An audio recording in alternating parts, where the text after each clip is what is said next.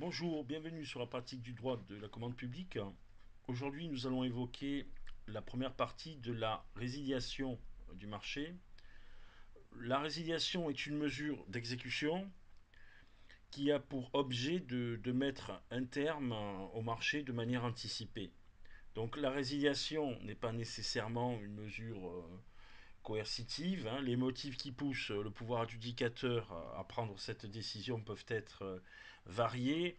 La réalisation peut revêtir la forme d'une sanction à l'encontre du titulaire lorsqu'elle est la conséquence d'une faute contractuelle, mais elle peut n'être aussi qu'un moyen pour le pouvoir adjudicateur d'adapter son marché aux évolutions nécessaires du service public ou bien à un cas de force majeure. Dans d'autres hypothèses, c'est le titulaire qui va forcer le pouvoir adjudicateur à résilier le contrat. Donc les conditions de mise en œuvre de la décision de résiliation sont d'abord recherchées dans les documents du marché. Pour les marchés qui sont conclus selon une procédure formalisée, l'article 12 du Code des marchés publics exige que des pièces constitutives du marché comprennent, entre autres, les conditions de résiliation. Les différents CCAG contiennent eux des stipulations précises, complétées parfois par des documents particuliers, donc le CCAP, mais la réalisation, je dirais, de sanctions au motif d'intérêt général peut aussi être décidée par le pouvoir adjudicateur en l'absence de stipulation précise. Ce qui nous amène à une prérogative du pouvoir adjudicateur. Donc la résiliation est une décision prise de manière unilatérale par le pouvoir adjudicateur et en principe seulement par lui. Donc les CCAG ne contiennent aucune autre clause autorisant le titulaire du marché à prendre lui-même la décision de résilier le marché. Donc, par exemple, pour sanctionner la faute commise par le pouvoir adjudicateur, néanmoins, les CCAG prévoient plusieurs cas permettant au titulaire de demander au pouvoir adjudicateur de se prononcer concernant la résiliation. Donc, parfois, ce dernier n'aura pas d'autre choix que d'accepter cette demande. De manière générale, donc, il est toujours possible pour le titulaire, compte tenu du comportement du pouvoir adjudicateur, de lui demander à tout moment la résiliation du marché. Donc, en cas de refus, il pourra se tourner vers le juge pour obtenir la résiliation judiciaire en raison des fautes commises par son co-contractant. Rien n'interdit aux documents particuliers de prévoir des clauses résolutoires au bénéfice du titulaire, dans un souci par exemple de rééquilibrer la relation contractuelle.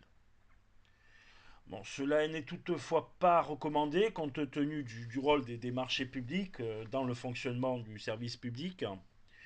Le pouvoir adjudicateur doit seul conserver la prérogative de résiliation du marché. C'est le cas, par exemple, pour les marchés publics de services d'assurance. Donc, exemple, le pouvoir exceptionnel de résiliation des marchés d'assurance par le titulaire. Ces marchés sont soumis aux règles, aux réglementations de droit public applicables à tous les contrats administratifs ainsi qu'aux dispositions spécifiques issues du Code des assurances. Donc, il en résulte que le pouvoir de résiliation pour motif d'intérêt général s'impose aux assureurs, même en l'absence de clause spécifique, mais aussi que l'assureur dispose de la faculté, dans certaines situations, d'imposer la résiliation du pouvoir adjudicateur comme il peut le faire pour tout assuré. Donc ainsi, il peut décider la résiliation au terme de chacune des années du contrat en cas de défaillance du pouvoir adjudicateur dans le paiement de la prime d'assurance, en cas d'aggravation du risque initialement envisagé dans le contrat ou en cas d'omission ou de mauvaise déclaration des sinistres par le pouvoir adjudicateur. Donc la résiliation pour événements extérieurs au marché. Donc il s'agit de situations très spécifiques qui justifient de mettre fin de manière anticipée à la relation contractuelle. Tous les CCAG prévoient ces cas de résiliation, disposer de tous les éléments probants qui vont lui permettre de justifier sa décision. Ce qui nous amène à traiter le décès ou l'incapacité civile du titulaire. La poursuite du marché est toujours possible avec les ayants droit ou le curateur, mais le pouvoir adjudicateur n'est pas tenu et peut décider malgré les demandes et les derniers. Donc ces derniers auraient prononcé la résiliation. Donc dans ce cas, la résiliation est prononcée, je dirais, à la date de décès ou d'incapacité civile. Le pouvoir adjudicateur devra obtenir l'acte de décès ou le jugement qui prononce la mise sous curatelle avant d'émettre la décision de résiliation.